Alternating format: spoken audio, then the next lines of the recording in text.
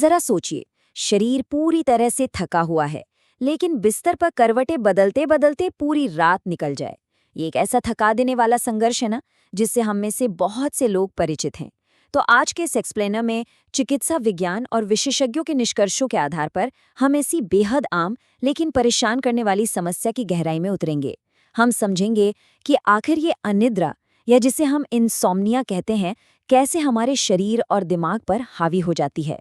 यहाँ एक बहुत ही गहरा सवाल उठता है। जब नींद की सबसे ज्यादा जरूरत होती है तो वो अचानक गायब क्यों हो जाती है? मतलब दिन भर की कड़ी मेहनत के बाद शरीर तो स्वाभाविक रूप से आराम मांगता है। रिकवरी के लिए एक अच्छी रात की नींद बहुत जरूरी है। लेकिन जब दिमाग शांत होने से ही इनकार कर दे और नींद कोसों दूर भाग जाए तो वो फ्रस्ट्रेशन, वो हताशा सच में बहुत गहरी होती है। ये सिर्फ एक रात खराब होने की बात नहीं है, बल्कि यह एक ऐसा चक्र बन जाता है जो शरीर को उसकी सबसे बुनियादी जरूरत से ही दूर कर देता है। तो आइए सबसे पहले डॉक्टर ललित कुमार अग्रवाल की विशेषज्ञता के आधार पर इस अनिद्रा की पकड़ को समझते हैं। अक्सर हमें लगता है कि इंसोम्निया का मतलब बस नींद ना आना है ना? लेकिन मेडिकली देखा जाए तो इसमें मुख्य रूप से दो स्थितियां शामिल हैं। पहली, बिस्तर पर जाने के बाद घंटों तक नींद आने में भारी कठिनाई होना, और दूसरी, रात के दौरान बार बार नींद का टूट जाना या अचानक खुल जाना।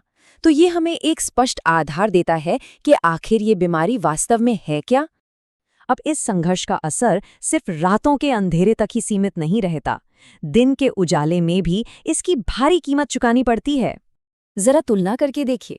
एक तरफ वो सुबह है जहां शरीर पूरी तरह से तरोताज़ा, एकदम ऊर्जावान और नए दिन के लिए तैयार महसूस करता है, और दूसरी तरफ वो कठोर, थका देने वाली वास्तविकता जहां सुबह बिस्तर से उठना ही किसी पहाड़ चढ़ने जैसा लगता है।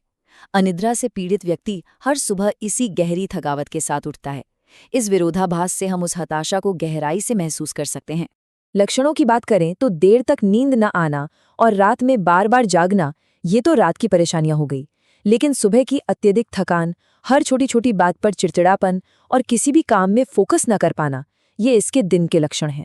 और सच कहूं तो ये कोई आम बात नहीं है। ये एक निरंतर संघर्ष है जो रोजमर्रा के जीवन को बेहद मुश्किल बना देता है। तो आखिर हमारी नींद चुरा कौन रहा है?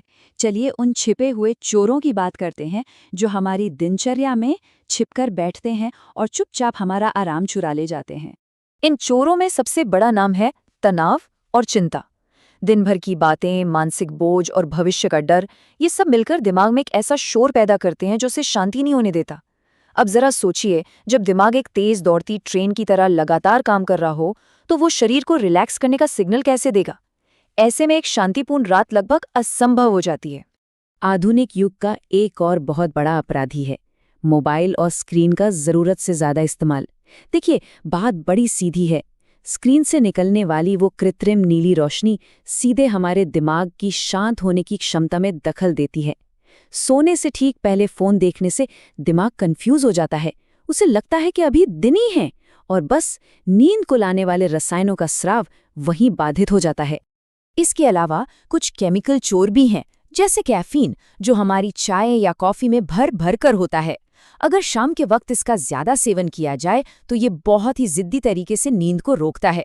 और हाँ, कुछ खास दवाइयां भी होती हैं जिनके साइड इफेक्ट्स के रूप में आपकी नींद उड़ सकती है। ये चोर शरीर को आराम की अवस्था में जाने ही नहीं देते। और अंततः एक अनियमित दिनचर्या। जब हमारी सोने और जागने का कोई फिक्स टाइम ही नहीं होता तो शरीर की जो नेचुरल घड़ी है, यानी हमारी बॉडी क्लॉक, वो पूरी तरह से अव्यवस्थित हो जाती है। शरीर समझ ही नहीं पाता कि भाई कब एक्टिव रहना है और कब आराम करना है। ये अनुशासन की कमी पूरी अंदरूनी व्यवस्था को बिगाड़ कर रख देती है। खैर, प्रॉब्लम्स और उसके कारण तो हमने समझ लिए। अब सबसे जरूरी बात, अपनी रातों की शांति वापस कैसे लाएं। चलिए रिकवरी की दिशा में कुछ ठोस कदम उठाते हैं। सुधार के लिए ये 4 बहुत ही व्यवहारिक कदम हैं। पहला, सोने और जागने का एक नियमित समय तय करें ताकि शरीर की घड़ी रीसेट हो सके।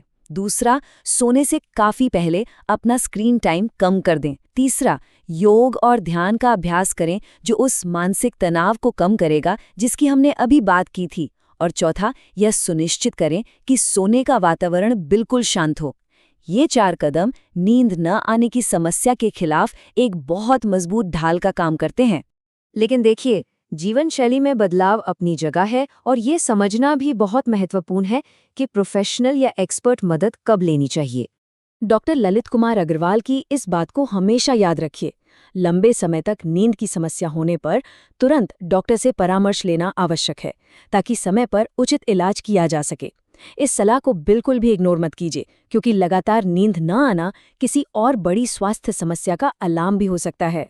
अगर आप अंबिकापुर क्षेत्र में हैं और आपको पेशेवर चिकित्सा की जरूरत महसूस हो रही है, तो जिला अस्पताल रोड पर स्थित कृति आरोग्य multi speciality hospital and diagnostic centre एक बेहतरीन विकल्प है।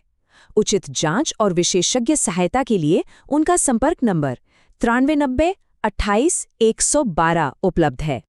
तो इस एक्सप्लेनर को खत्म करते हुए एक सवाल है जिस पर हम सबको विचार करना चाहिए। जब आज रात बत्तियां बुझेंगी, तो क्या दिमाग को आखिरकार वो आराम मिल पाएगा जिसकी उसे सख्त जरूरत है? अपनी शाम की दिनचर्या पर गौर कीजिए। नींद कोई विलासिता या लग्जरी नहीं है, ये हमारी सबसे बुनियादी जैविक जरूरत है। उम्मीद है आज की इस जानकारी को समझने के बाद एक शांतिपूर्ण, स्वस्थ और आरामदायक रात की ओर सही कदम उठाए जा सकेंगे।